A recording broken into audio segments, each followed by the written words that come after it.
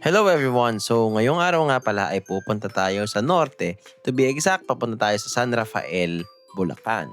Naimbitahan kasi kami sa isang birthday celebration. Madali kasi kaming imbitahin. And then, we decided to check in the day before the celebration para ma-enjoy namin itong nakita naming farm or hybrid na farm. Resort siya. First time namin mapupuntahan to and I heard this is a 16.5 hectare resort and farm. So tara, puntahan natin at itutour ko kayo sa resort na to. So manggagaling nga pala ako ngayon sa Calamba dahil sinundo ko ang aking misis. Simple lang yung magiging ruta natin, SLEX. So we are going northbound, papunta from Calamba, going to Manila. Mag-entrance tayo ng Skyway and then, syempre, bababa tayo sa NLEX. What I recommend is planuhin yung mabuti to, lalo na ngayong tag-ulan. Dahil lang NLEX, may mga dinadaanan na binabaha dyan. So, yung punta namin may low pressure area. Kaya we have to be very careful sa pagpaplano nung trip na to. But anyway, so we checked it before going. Pero sobrang dali lang niyang puntahan. Actually, nag-exit lang kami sa Balagtas sa NLEX. And then, dire-diretso lang. May traffic ng konti dun sa bypass road. I think it is called Plaridel Bypass Road. Something like that. Actually, yes, I think. Naalala ko lang just now. So, that's Plaridel Bypass Road. May dalawang 5 minutes slowdown dyan, 2 or 3. Friday to, by the way, kasi yung event namin is gaganapin siya this Friday. So, I think maluwag pa siya, but still, there's traffic. No? Lalo na siguro sa weekend. So, I would recommend madaling araw or Friday ng like after lunch ang travel time para yung biyahe nyo smooth lang. But of course, if that schedule works for you, that's what I recommend. Pero it's up to you pa rin, no? May mga driver naman na sanay sa traffic. But for me kasi, more on sa south ako, hindi ako ganun kasanay sa traffic. Hindi ako bihasa. But anyway, dumating na nga kami and I was stoked. Talagang sobrang ganda ng place nila. Sa front pa lang, quality na lahat ng makikita mo. Like stones, yung bubong, yung aesthetics. Maliit lang yung parking niya sa harap. Pero I can feel the nature agad and may magigreet sa'yo, papaparking ka nila dyan and then of course, you have to check your reservation with the lobby and then they will pick up your things kung masyado kayo maraming gamit. May mga golf cart dyan na pipick upin ka nila pag marami kayong gamit and they will bring you to your room. So, if you're curious about our travel time, kinuha lang namin siya na 1 hour and 55 minutes and this is 103.5 kilometers away from Calamba, Laguna or exit. That's where I started the calculation. And I apologize kung magiging mahaba itong video because I'm trying to walk you through to all the process yung pag-check-in dito sa Resort X farm na to. So anyway, we have to go down. I have to go to the lobby because kailangan ko mag-cash deposit ng 2,000 or pesos. I think that's called security deposit. So mabilis lang naman. So while we are waiting for the keys to be programmed para sa room namin, pumunta muna kami ng anak ko sa playground para maglaro and para hindi rin siya mainip. So napakaganda ng place. Actually for me, kumpleto siya and from the entrance itself, since may playground siya, it is perfect for the family, no? Kasi may playground, malaki, and yun yan, relaxing. And at the moment you arrive, you can start the fun immediately. So after our reservation was confirmed, we now ask for assistance. Hindi namin alam, wala kaming idea, hindi namin in-expect na may golf cart palang mag-a-assist. Alam naman natin, sa Manila, madalas dito sa atin, kada galaw may bayad. Nagpa-assist kami na magpapadulong lang, akala namin may cart, pero nagulat kami may golf cart. And alam nyo, hindi kami sinisingil kasi inclusion siya. And I'll tell you the price of our check-in or stay here. And syempre, nagbigay na lang kami kay kuya, of course, diba? Pasalamat man lang, diba? Syempre, they are really nice, accommodating, and hindi ako nanghihinayang sa lahat ng ibibigay ko sa kanila. Kasi, guys, talagang, alam mo yun, it is very welcoming. Napansin nyo naman, the room is nice. Although it is small kasi yun lang yung accommodation namin. Kasi Nag-check-in lang talaga kami para may attendant kaming birthday. And chinek ko rin yung CR. I think I'm very strict with this one, even sa bahay namin. I want the CR to be perfectly clean. Kasi yung room kahit hindi masyadong okay, hindi ganun kaganda pero malinis. It's all about cleanliness eh. But anyway, I like the room. It is minimalist. Although, ito lang talaga yung accommodation namin dito. And the aircon is super cold, guys. But don't expect too much sa internet kasi medyo nasa remote area to. Kaya asahan nyo merong mga patchy connections dito. So unless you have your Starlink to connect to be able to work while you are having your getaway. So we arrived around 3 p.m. and may schedule kami ng tour sa farm. Since I mentioned before that this is not just a resort, it is also a farm. So at 4 p.m., kailangan naming umalis, pumunta sa lobby para ma-tour na kami ng tour guide na naka-assign sa amin. So ang first stop namin is kailangan naming mag-sanitize or disinfect. Kasi pag mga livestock kasi ang bibisitahin mo, hindi lang yan sa north but sa south, talagang strict sila sa protocol na yan, lalo na yung mga farm na ganito.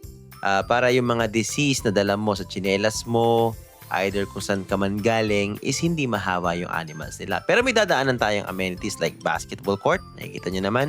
Pwede kayong humiram ng bola sa lobby kung kailangan. So available yan. And meron ding ibang dadaanan ng mga rooms na malalaking rooms. Yung sa amin maliit lang. Yun lang yung kaya namin eh. So, ito na nga, moving forward, magdi-disinfect muna kami. So, madali lang naman yung proseso ng pag-disinfect. Hindi ka naman nani-sprayan. Magwawash ka lang ng kamay, aapa ka lang dun sa solution nila, gaya nito. Tapos, pupunta na kami sa area na maghuhugas kami lahat ng kamay. Siyempre, lahat kayo. And after that, you have to wear your mask, which is also provided by them. So, after nyong maghugas ng kamay at mag-disinfect, the next thing is i-brief kayo ng tour guide, yung mag-e-educate sa inyo, bibigyan kayo ng introduction about the farm, and also sasabihin niya yung magiging route or flow ng tour. So, first stop is yung mga Vietnamese hogs nila. Hindi ko alam yung tawag sa exact breed. Maybe hindi ako nakinig kasi nagtitake ako ng video. Maybe yung anak ko and yung wife ko ang mas nakinig. And then after that, ito si Shaquille. Naka-restrain siya so pwede siyang pakainin. Pwede rin siyang sakyan. Actually, sasakyan niya ng anak ko. Pwede ko siyang picturean from there. Also, ilalabas din nila yung white carabao nila. Hindi ko lang maalala yung pangalan right now while I'm voice-overing. Pero lahat ng pangalan ng animals dito, madalas, they came from the guest. So, ito rin, sakto rin yung punta namin dito. May 1 day old. Actually, 1 day old, hindi pa siya nakakalakad yung horse. May mga bagong panganak. And inintroduce din siya sa amin. Wala pa siyang pangalan. So, nahiya yung anak ko magbigay ng name. So, the next guest will probably name them. Sabi niya, Rocky. I don't know if they will honor the name Rocky. So, yeah. So, hindi lang yan yung horses nila. Marami rin silang horses. And by the way, nag-aaway daw sila pag in heat. So, mga ganong details. Marami kaming natutunan. Actually, I thought yung mga napapanood ko sa YouTube and other information na naaral ko when I was grade school or high school is enough. But yeah, we learned a lot from this tour. Now, after namin sa area ng mga horse, pumunta naman kami sa area ng cow. So, meron isang mother cow na kapapanganak lang din niya and tinuruan kami kung paano gatasan properly yung specific na mother na to. So, yan, pinupunasan niya ng warm water yan ni ate, yung isa sa mga nag-guide sa amin. And may mga technicalities pala yan kung bakit. So, hindi ko na i-elaborate yan. So, tinetest din yung milk nila. So, when you visit, they will give you some information why they have to test the milk. So, it has something to do with the bacteria. So, it's very educational. Yun nga lang, sa kalagitnaan ng explanation ni Madam, is yung anak ko na-distract na. I'll show you kung bakit siya na-distract. So, hindi ko napansin na wala na yung anak ko sa likod ko. So, anyway, first, tinuruan ako kung paano mag-milk ng cow or mother cow. Next, yung wife ko, yung anak ko, nag-try din siya. But after his attempt, okay, kailangan lang niya ng konting help. And then, yun nga, natagpuan namin siya dito. Actually, na-distract siya kasi may lumabas na pet. Ang name niya is si Peppa, if hindi ako nagkakamali. And sabi ko nga, maraming bagong panganak na cow and horse nung pumunta kami and swerte kami. Itong ang anak ko, mahal na talaga niya ang any kinds of animals. And nakita niya tong baby calf, nilapitan niya na, nauuna na siya sa amin, naiiwan siya while we are touring kasi pwede silang hawakan. Kasi disinfected ka na nga dun sa disinfecting area. And take note, nakikita niyo yung mga nakasakong yan. Those are soy. Pinapakain yan dun sa mga cow to improve yung production nila ng milk. But regardless, I'm also doing business, no? Even though they can produce that milk, according to that information kasi, or na information na na-receive namin, is self-sustained to. Hindi sila kumukuha ng funds from donations. So, I salute the owner of this, although I think it's corporation. Self-sustained sila and I think mahal lang talaga nila yung mga animals. And of course, they love the nature as well.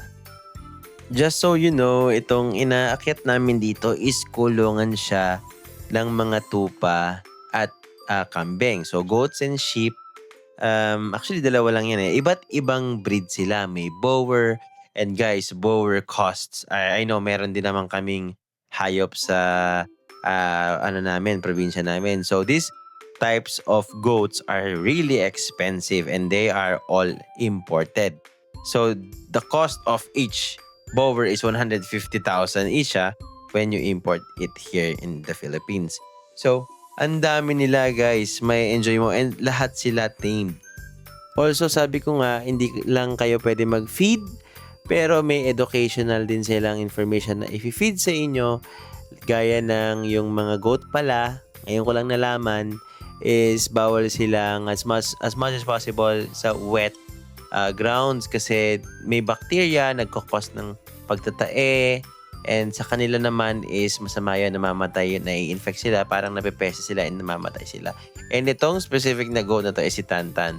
Siya yung pinakabarako dito, or alpha male. Sobrang bait niyan, pero sobrang papansin siya. So, ayan. And that is the last part of the animals tour. The next is the rest of the 16.5 hectare na farm, yung pastulan nila ng cow. Diyan sila ginagala, diyan sila pinapakain ng grass during the day. And of course, ito meron din silang area, ay yung mga camping, parang A-house kung tawagin yan sa akin pero sa kanila kasi parang may tawag sila specifically sa mga rooms na yan, pwede sa mga nagka-camping. But anyway, meron silang regular na pinapalitan na lake or man-made lake na may mga water activities like water cycling. And after that, sumakay na ulit kami sa e-bike. Tinignan namin yung mga taniman nila. Meron silang taniman ng mais and iba't ibang pananim. And meron din silang pinakita sa amin na good for 30 packs, no? Na pwede ring rentahan na room para sa buong pamilya. Kung meron kayong outing, available din yan dito. So since malayo yan, pwede kayong magpa-service ng go-kart from the parking area. Or meron ding parking area to na dedicated if you have a separate room dun sa taas. And meron yan dedicated na pool.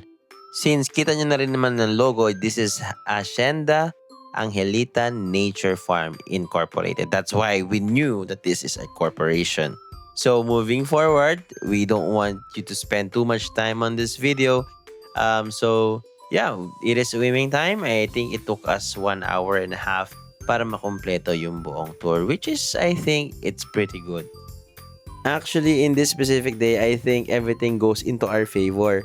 Kasi itong swimming pool area na to is exclusive siya para sa malalaking rooms like yung kung tawagin nila ay casa.